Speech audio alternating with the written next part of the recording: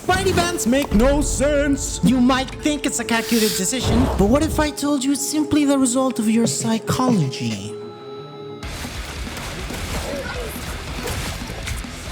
The Amazing Spider-Man! And there's exactly 3 reasons why, starting with negative bias. First, let's get the obvious out of the way. You might think you chose to ban Spider-Man because of 2 reasons. Scenario A, you have a teammate who wants to play him, so you ban Spidey thinking that your teammate wants to throw. Except this doesn't make sense, because people throw with other freaking characters too! For example, I've seen Cloak and Dagger so cancerous they make tumors look healthy. No, I am not saying Spidey throwers don't exist, but I am saying people overestimate how often it happens. But why you believe Spidey throwers are a big problem is another issue. We'll get to in a bit, don't worry. Then there's scenario B. People find him annoying. He's been annoying, actually. What is that? Again, there are plenty of other characters who can be incredibly annoying. Me in particular, I hate Hela. She sits way in the back line, sniping everyone and everything, and there's not much you can do unless you dive her. And if the enemy team has anti-divers, it's over. You could say she's hella annoying. Oh, brother, this guy stinks! So why is it you can clearly remember Spidey throwers more? Boom, negativity bias.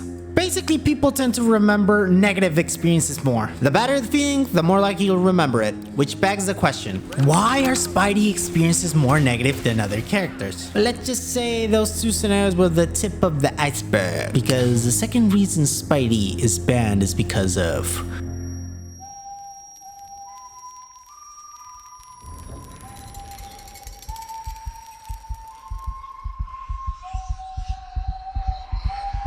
fear. Dribs, what are you talking about? Mama Brothers isn't a horror game, why would I be afraid? Let me show you something. A little game called Subnautica.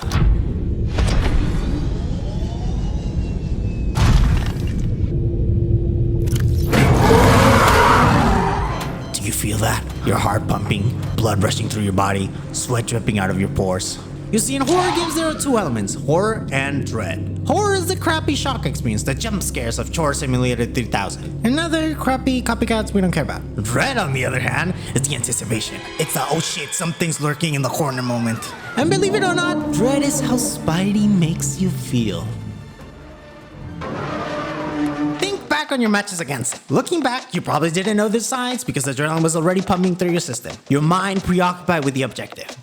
But hidden beneath the shadows, Spidey was lurking, triggering intense anxiety on your body. Think about it. Spidey is the one character in the whole game who can get behind you without you noticing. Yes, I know Psylocke exists, whatever. He's basically the Polar Express if it could fly. And even if you notice him, he'll hide, waiting for the opportunity to strike. But what can you do but wait? And bada bing, bada boom, you're having a bad day. Even if you chose to forget, your body remembers. But let's say you somehow managed to kill him. Doesn't matter.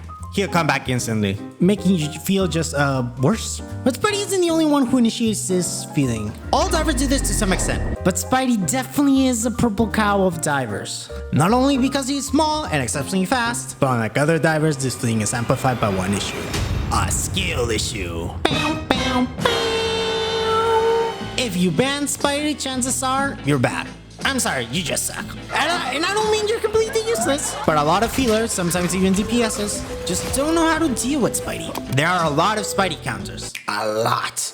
But most people just don't know how to play counters. The truth is, most people are reliant on Namor. Which explains why when a Namor is banned, a Spidey ban immediately follows. Because people don't know how to actually deal with him. I can already hear your Cheeto-covered fat-ass fingers typing in the comments. Well, actually, he is impossible to deal with. He's so strong. No, you're just bad. Finally, I'm going to throw this bonus reason. Honestly, I'm on the fence on this one, but I think it's worth considering. His ultimate. Pudo. Ok, pero si pueden. Usually an ultimate won't kill everyone, at least it doesn't feel that way. Remember, this is all about perception and subjective experience. Just because a lot of people have a very intense experiences during a match, doesn't mean you do.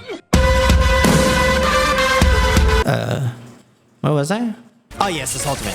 So it kills multiple people. Sure, you'll get Scarlet wiping out everyone, and some sort of Namor Groot combo or possibly even death. But whenever you die by their ultimate, it feels more like a skill issue. You should have moved faster away from Namor, you should have paid more attention to Scarlet positions, etc. But Spidey isn't like that. Spidey whips out instantly between everyone and just hits them. It's baby that night, na na na na na na na. All the stars. I'm not saying that his ultimate is OP, that would be ludicrous. But when you factor in your negative experiences, the fact that you don't know how to deal with him, and possibly a Spidey thrower, all of it just compounds to this horrific amalgamation of evil. It's sort of like one of those sits that just gets bigger and bigger the more the day goes on. Do not pop those things. Anyways, the experience compounds to the point where even if you learn how to counter him, it's too late. The negative vibes are already stuck in your brain. You can literally think of it as being traumatized by Spidey. It's actually a miracle Spidey's even played at all. I mean, who would want to deal with the trauma? You could say Spidey is almost a menace, but almost is not enough. And in case you want to see another wacky video, click the video above. And in case I don't see it, good afternoon, good evening, and good night.